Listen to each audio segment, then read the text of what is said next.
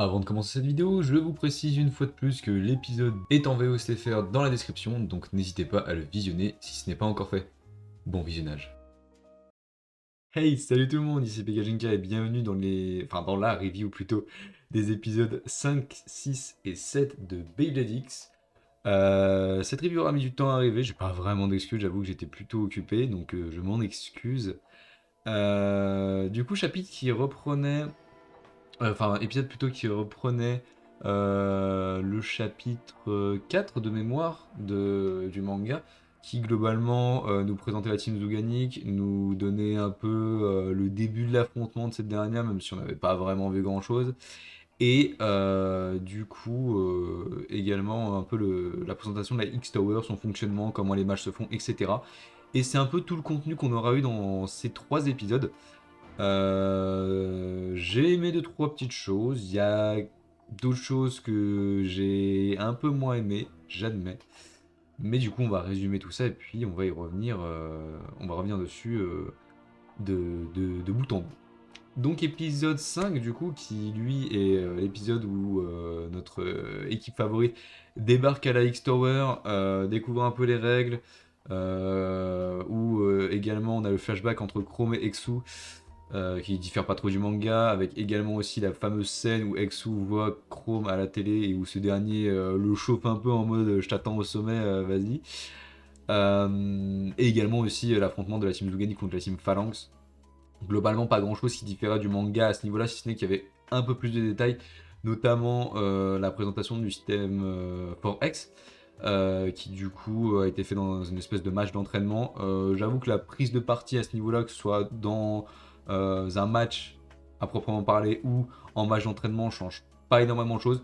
Je pense très sincèrement que ça a été fait dans le but justement de gagner du temps dans cet épisode-là pour justement se focus sur le combat dans l'épisode qui est dédié pour pas perdre de temps à ce niveau-là.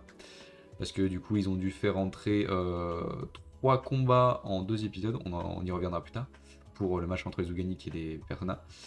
Donc du coup, voilà la présentation du Forum X System Battle, la présentation de Ichigo Chan, qui est l'espèce de présentatrice IA qui gère un peu la X-Tower dans l'anime. Dans le manga, on la voit juste en tant que commentatrice.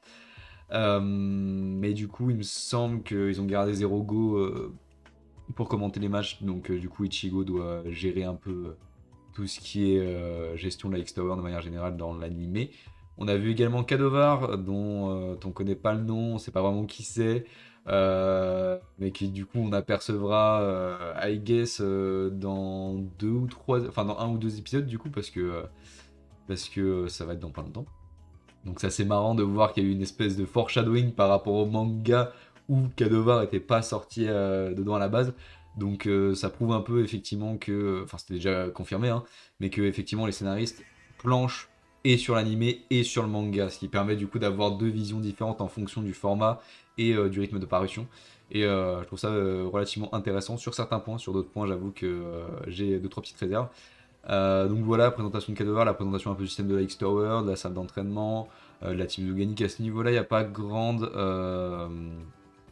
différence avec le manga en réalité, si ce n'est quelques détails apportés en plus, notamment sur le matchmaking, où du coup il présente un peu le rôle des sponsors à ce niveau-là. Et effectivement, dans le manga, les sponsors font plus objet de excuses, entre guillemets, enfin d'outils scénaristiques plutôt, j'aurais tendance à employer comme terme, pour justement chapeauter un peu les rencontres et être là pour dire oui, c'est des pros.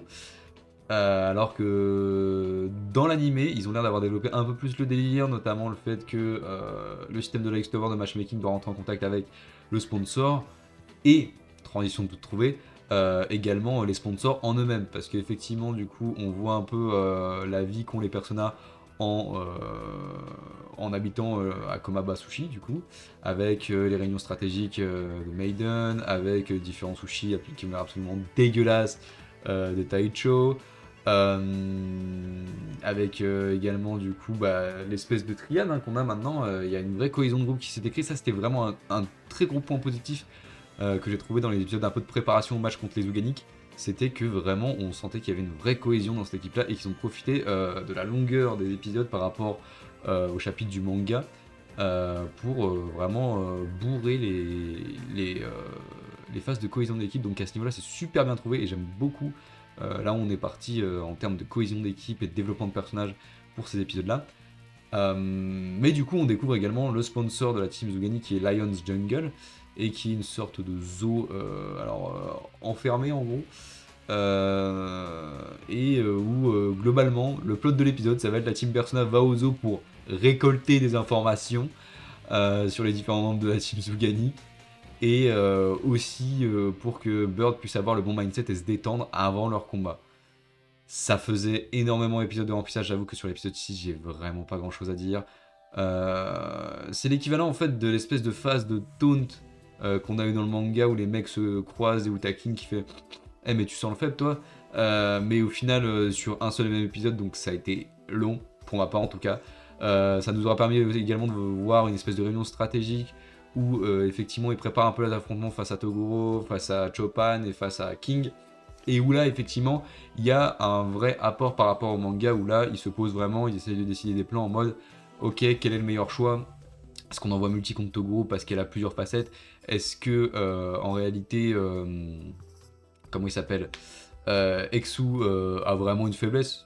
Parce que le pélo bat tout le monde avec des X-Dash, donc au final, peu importe le type que tu lui envoies à la gueule, il finit par gagner. Donc à ce niveau-là, c'est très intéressant. On a eu le droit à quoi d'autre du coup, épisode 6, du coup, c'est le début de l'affrontement entre les Zuganic et les personnages. Je m'y attendais un peu, mais du coup, ils ont décidé de cut au début du combat entre King et Exu. Et où, du coup, on va avoir un épisode entier sur ce combat-là. Ça, pour le coup, alors j'ai déjà vu l'épisode, mais ça me fait vraiment très long. Ça fait vraiment très long pour un seul épisode, un seul combat. D'autant plus que... Alors deux combats pardon, techniquement parlant. Mais d'autant plus que les combats dans X sont courts en fait de base, en termes de scénarisation.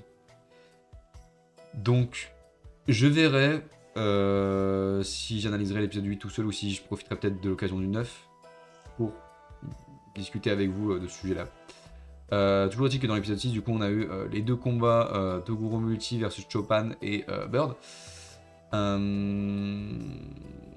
J'ai plutôt bien aimé la façon dont ça a été transformé.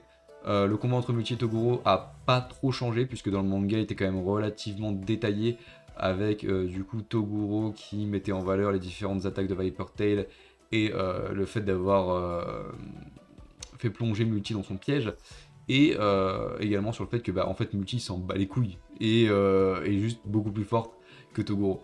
Donc à ce niveau-là, il n'y a pas eu trop de transformation. Non, là, moi, ça m'a surpris, c'est dans le combat de Chopin versus Bird. Et vous allez voir que je trouve ça très intéressant personnellement. Ce combat, en fait, globalement, il est beaucoup plus long que dans l'animé. Non, oui, ce combat dans l'animé est beaucoup plus long que dans le manga, excusez-moi. Et ça a deux effets qui se coulent. Désolé pour le téléphone. Je sais pas si vous l'avez entendu, mais je m'excuse au cas où. Ça a deux effets qui se coulent. C'est premièrement du coup qu'on a l'impression que Bird s'est moins fait rouler dessus concrètement parce que effectivement il a quand même l'occasion de lancer son X-Dash et Chopin gagne vraiment grâce aux spécificités de sa baille. Donc au final le manque d'informations qu'on avait noté dans l'épisode précédent plus le fait que Chopin ait bien joué ont résulté de la défaite de Bird. Donc c'est une défaite certes, mais c'est pas un no match non plus comme ça a été dans le manga. Et le deuxième effet, c'est que, en fait, on a vu Bird s'entraîner, on a vu Bird galérer, on a vu Bird progresser, et le voir perdre de façon aussi, on va dire, noble, entre guillemets, parce qu'il s'est bien battu, et ça nous fait se dire que oui, il a perdu, mais il n'était pas mauvais non plus. Il n'est pas aussi mauvais dans l'épisode 1, alors que dans le manga, c'est pas clair. Et je trouve ça intéressant d'avoir deux propos concernant le même personnage qui, même s'ils sont pas opposés, empruntent des directions quand même relativement différentes. Et je trouve ça très cool d'utiliser justement les supports respectifs, comme j'ai expliqué, de longueur, de parution, de manga et de l'animé pour diverger sur ces petits détails qui font que du coup tu as plus de vraisemblance, soit en lisant dans le manga, soit en regardant l'animé. Pour l'instant, j'ai littéralement aucune préférence entre les deux versions. C'était un peu le manga, mais c'est peut-être juste personnellement, parce que j'aime bien lire des mangas plutôt que de regarder des animés de manière générale. Mais autrement, les deux versions se valent parfaitement. Donc j'ai été relativement content.